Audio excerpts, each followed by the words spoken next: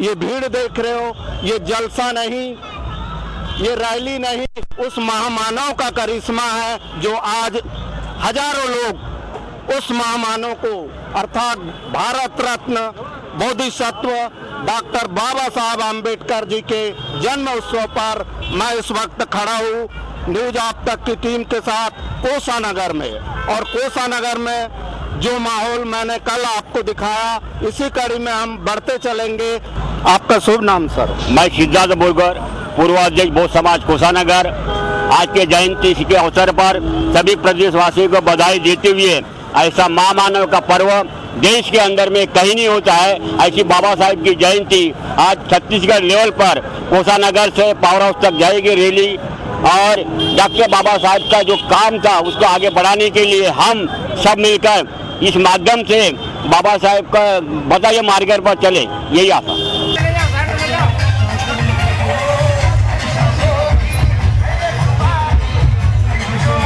नंदा बौद्ध। आप कहाँ से मैडम? मैं आनंद नगर भिलाई से हूँ। डॉक्टर अम्बेडकर शिक्षा मित्र सोसाइटी है, विगत 8 सालों से चल रही है, उसकी मैं सह सचिव हूँ।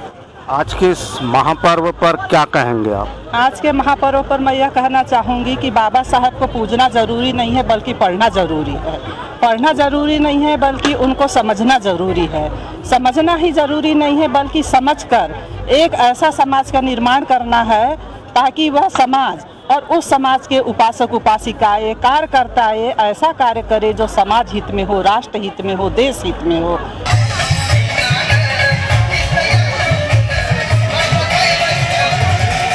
नाम विनोद वासनिक है, उपाध्यक्ष भारतीय बौद्ध महासभा भिलाई। आज के इस महापर्व पर आपके वाणी से 2 शब्द। डॉक्टर बाबा साहेब अम्बेडकर ने संविधान बनाकर समता समानता बंधुत्व भाईचारे के आधार पर जो संविधान बनाया और उसमें जो हमारे मौलिक अधिकार दिए उसमें मुख्य रूप से वोट का अधिकार है।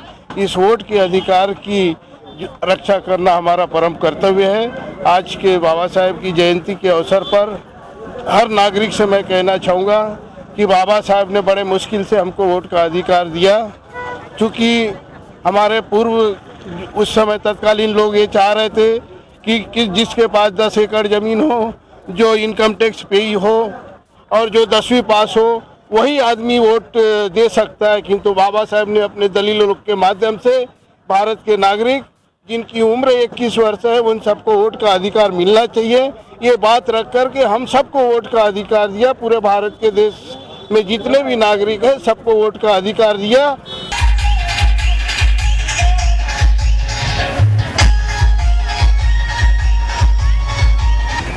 नाम सर? मैं जीडी राउत। बहुत खुश है सर आज? अरे प्रश्न ही नहीं आता है, खुशी का दिन है, मेरे लिए नहीं सारी दुनिया के लिए है। और भारत के जो मूल निवासी है कम से कम उनके लिए तो है ही है। उनका जीवन बदला बाबा साहब की वजह से, उनके संघर्ष की वजह से, उनके लिए बाबा साहब ने संघर्ष किया। और मैं तो ये कहता हूँ कि बाबा साहब ने जो संविधान लिखा है वो इन्हीं लोगों को बेस करके लिखा हुआ है। उच्च वर्णियों की इस संविधान की क्या जरूरत है? जरूरत तो मूल निवासी लोगों को है? उन लोगों ने उस संविधान को भी समझना है, बाबा साहब के आंदोलन को भी समझना है, व्यवहारिक दृष्टि से वैचारिक दृष्टि से दोनों। और जब तक लोग व्यवहारिक और वैचारिक दृष्टि से बाबा साहब को समझेंगे नहीं, बाबा साहब का आंदोलन भी सामने नहीं जाएगा, तो इस समुदाय का कल्याण भी नहीं होगा।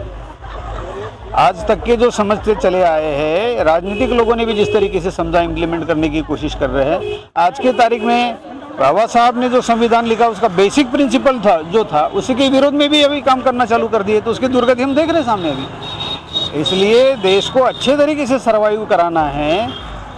देश मतलब देश की जनता, और देश की जनता में इस देश का 85% बहुजन समाज भी है। और इस 85% बहुजन समाज को अवॉइड करके अगर कोई सोचता है कि मैं देश का कल्याण हो गया, तरक्की हो रही है, तो नाइंसाफी है।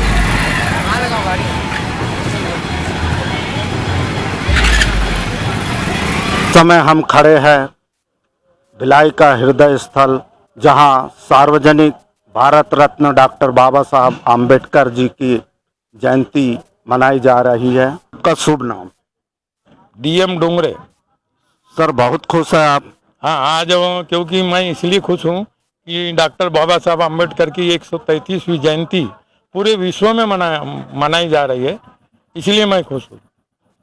सर इस महापर्व पर महोत्सव पर आपके माध्यम से जनमानस तक बाबा साहब आम्बेडकर जी के मूलभूत संदेश जो जनमानस के लिए उपयोगी थे, बताइए सर। हाँ, तो डॉक्टर बाबा साहब आम्बेडकर एक गरीब परिवार में पैदा हुए, जिन्होंने भारत का यानी संविधान बना करके लोगों को जो सुविधा दिया है, भारत की जनता को जो सुविधा दिया है, चाहे वो गरीब हो, चाहे अमीर हो, चाहे यानी बिजनेसमैन हो, सबको एक वोट का यानी अधिकार दिया है।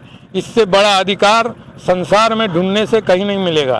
किसी समाज की प्रगति उस महिला से आंकता हूँ, तो आज ये 2 महिला अध्यक्ष होके एक इतिहास गढ़ दी है भिलाई में। डॉक्टर बाबा साहब अम्बेडकर की 121वीं जयंती पर पूरे भिलाई वासियों को मैं आर्थिक अभिनंदन और बधाई और अभिनंदन स्वागत देना चाहती हूँ, प्रेषित करना चाहती हूँ।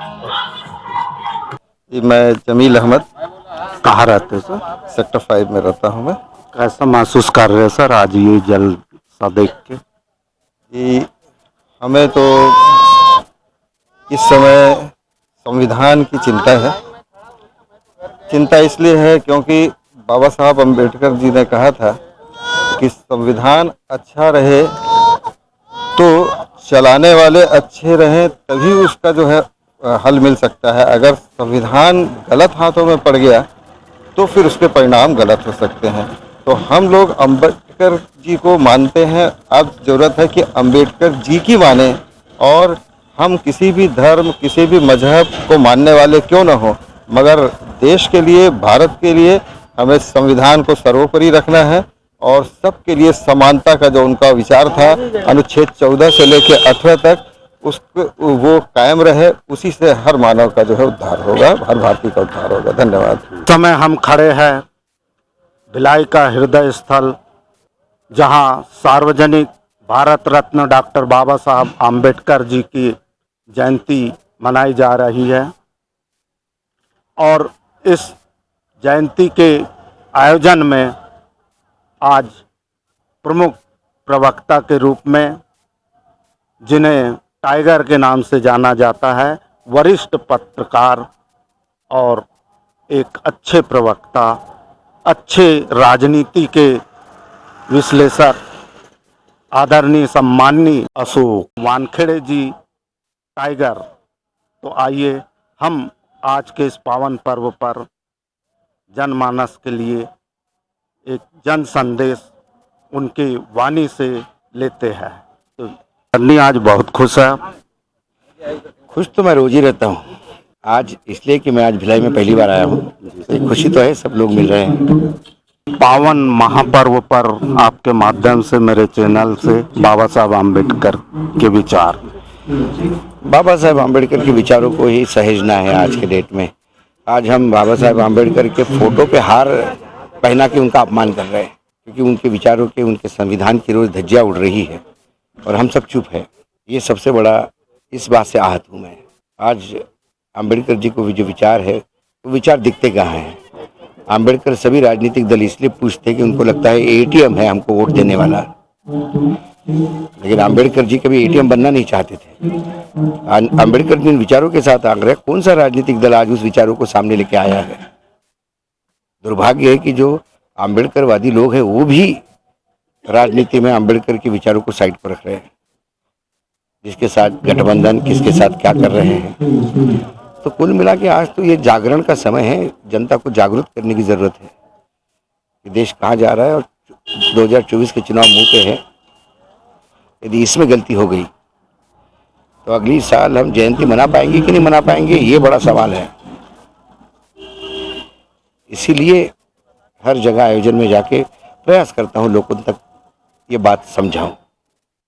14 अप्रैल की संध्या पर यह भिलाई का हृदय स्थल, बहुत ही पुराना मुख्य स्थल, यहाँ पे हम अपनी यात्रा को समाप्त करेंगे और आपको हमारे चैनल न्यूज आप तक छत्तीसगढ़ के माध्यम से भारत रत्न डॉक्टर बाबा साहब आम्बेडकर जी के जयंती की हार्दिक शुभकामनाएं